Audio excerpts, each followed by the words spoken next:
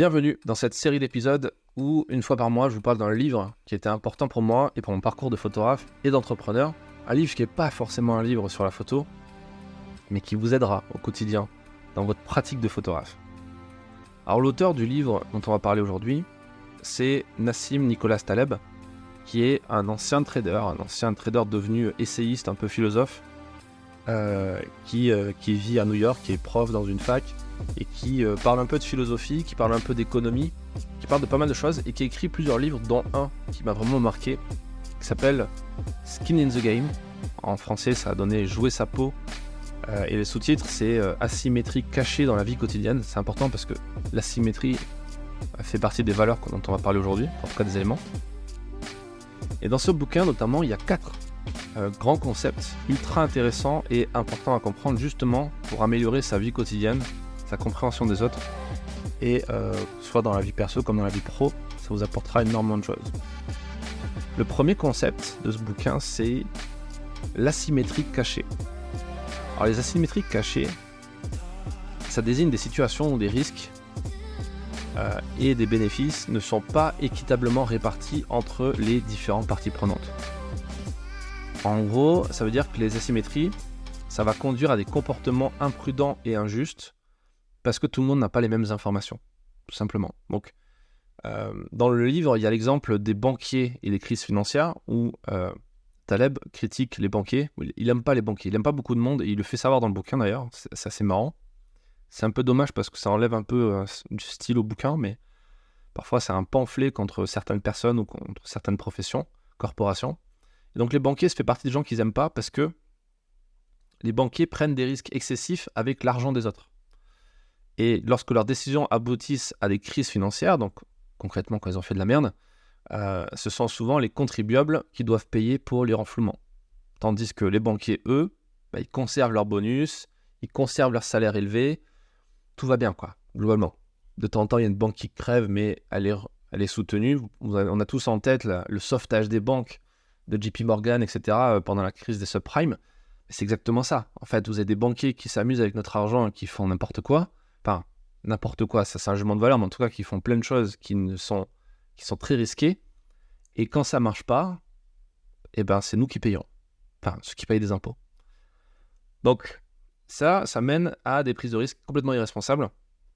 Et surtout, les gens qui sont problématiques, qui créent ça, ne sont pas punis, ne subissent pas les conséquences de leurs actions. Parce qu'ils ne sont pas skin in the game. Et alors justement, c'est le deuxième point, responsabilité et incitation, qui est bien mentionné dans le bouquin. En gros, pour qu'un système soit juste et efficace, selon l'auteur, ceux qui prennent les décisions doivent être skin in the game. C'est-à-dire doivent vraiment jouer leur peau, doivent être joueurs dans la partie, concrètement. C'est-à-dire que ces derniers doivent être directement affectés par leurs résultats, par les résultats et leurs décisions. Cette responsabilité directe, elle encourage des comportements prudents et éthiques. Il y a un exemple qui est assez frappant, c'est les politiciens et les décisions militaires.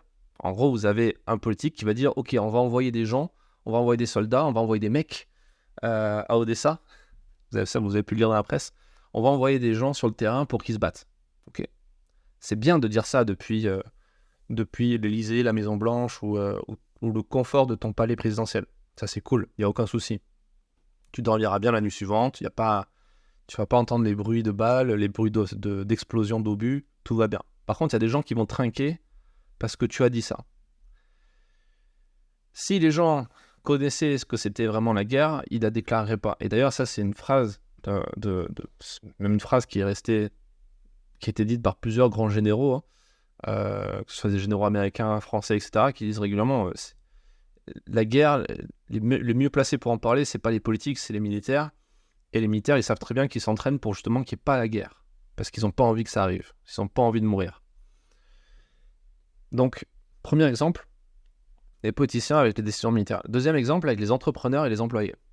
Ça, c'est pareil, c'est un peu pushy, on va dire, sur les employés, mais en gros, les entrepreneurs, les gens qui investissent leur propre argent, qui risquent des choses, qui risquent leur réputation lorsqu'ils lancent une entreprise, eux, ils sont skin in the game.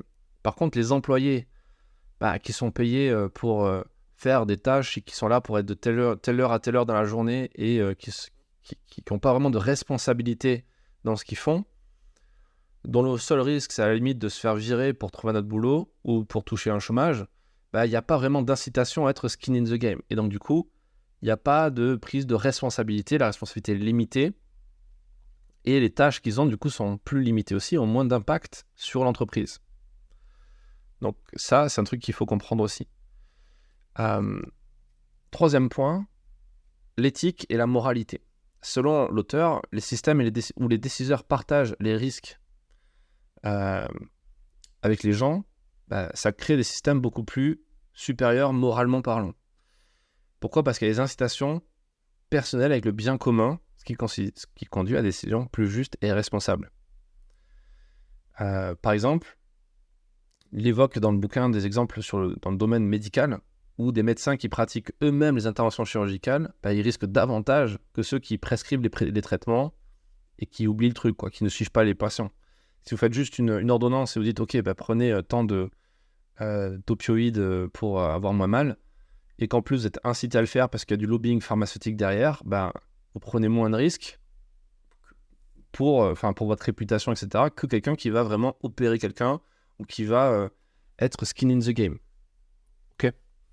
Et dernier point, c'est le risque et la robustesse.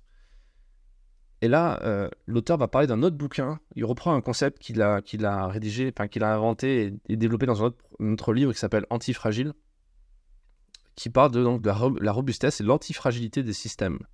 L'antifragilité, concrètement, c'est l'image qu'il utilise qui marche bien. Si vous prenez un verre, vous le jetez par terre, il casse, ça veut dire qu'il est fragile. Si le verre, vous le lâchez par terre, il casse pas, il est résistant. Et si le verre, quand vous le jetez par terre, non seulement il casse pas, mais il devient encore plus résistant qu'avant, ça n'existe pas encore, là c'est de l'antifragilité. Le verre, c'est une image qui marche bien pour montrer le côté cassé, mais c'est exactement ce que vous vivez quand vous avez un moment difficile dans votre vie.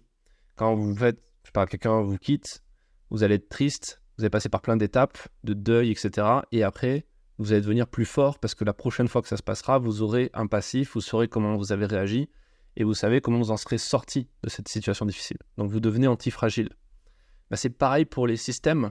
Les sociétés peuvent être antifragiles si les individus qui la constituent sont justement skin in the game, c'est-à-dire sont robustes et résilients quand il y a des crises, qui sont capables de prendre des risques, sont capables d'être vraiment, qui jouent leur peau dans le système. Donc, il y a un exemple qui est donné qui est vachement bien sur la question des marchés locaux et des commerçants, notamment l'économie locale. Quand vous présentez vous-même vos produits, vous êtes sur le marché, vous présentez les produits, vos tomates, pardon, les tomates. Non, tomates, c'est pas... En même temps, vous êtes boulanger, vous présentez vos chocolatines. Voilà, ça fera hurler la moitié des gens qui écouteront ce podcast. Vous êtes en train de vendre vos chocolatines sur votre étal dans le marché. Quelqu'un passe, quelqu'un l'achète, mange, et la chocolatine, elle est dégueulasse. Il y a des chances que la personne, par politesse, elle dise rien, mais elle ne reviendra plus jamais vous acheter une chocolatine. Par contre, si vous êtes dans un centre commercial, à contrario, si la chocolatine est bonne, les gens reviendront. C'est comme un restaurant, etc. Et la personne en face, elle a beaucoup plus à perdre ou à gagner parce qu'elle est vraiment skin in the game. Elle montre que c'est elle qui l'a fait, elle va peut-être en parler, elle va montrer des process, etc. de fabrication. Par contre, c'est dans un centre commercial où les gens ils ont acheté un truc congelé, ils l'ont mis dans le truc et hop, c'est pas eux qui l'ont fait, les gens ils sont moins skin in the game et du coup ils auront moins à perdre, mais par contre indirectement ils auront plus à perdre parce que les gens ne vont pas être clients, ne vont pas s'attacher au truc. Vous voyez l'idée ? C'est un peu le même genre pour il y a un autre exemple qui est peut-être un peu plus parlant aussi, c'est la question des communautés où vous avez des chefs ou des leaders qui vivent selon les mêmes règles et mêmes conditions que tout le monde, en fait. Les meilleurs leaders, ce sont des gens qui partagent les problématiques des gens qu'ils veulent leader, qui veulent diriger, qui veulent inciter, qui veulent influencer. Et ça, c'est un concept dont je parle beaucoup dans mon livre qui s'appelle « Qui ose gagne ». Je vous mettrai un lien en description. Vous tapez « Qui ose gagne » livre Fred Marie, vous allez trouver ça sur Google très vite. C'est sur Amazon, c'est sur la boutique des Fanzone, ça coûte 10 balles en version numérique. C'est un petit livre qui se lit assez rapidement et qui est assez intéressant parce que ça donne pas mal de conseils pour être plus charismatique, pour être un bon leader. Il y a plein de conseils de militaires de force spéciale qui vont vous donner plein de conseils pour votre vie de tous les jours, un peu comme Skin in the Game. Et d'ailleurs, dans le bouquin, je parle d'être skin in the game, c'est-à-dire d'être exemplaire, de montrer qu'on ne délègue pas son exemplarité. On peut tout déléguer sauf l'exemplarité. Qu'on prend ses responsabilités. Et ce sera le mot de conclusion, la responsabilité, parce que c'est ce qui permet d'avancer, ce qui se permet de se regarder dans une glace, d'être fier de soi aussi. C'est un truc qui... Avoir confiance en soi, c'est bien, mais être fier de soi, c'est vachement mieux. C'est encore plus important.